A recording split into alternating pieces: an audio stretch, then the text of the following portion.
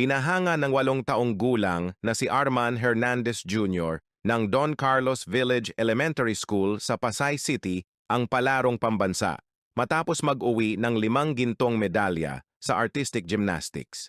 Inspirado ng idol niyang si Carlos Yulo, Wagi, si Hernandez sa individual all-around, floor exercise, vault at horizontal bar na nagtulak sa National Capital Region sa team all-around title.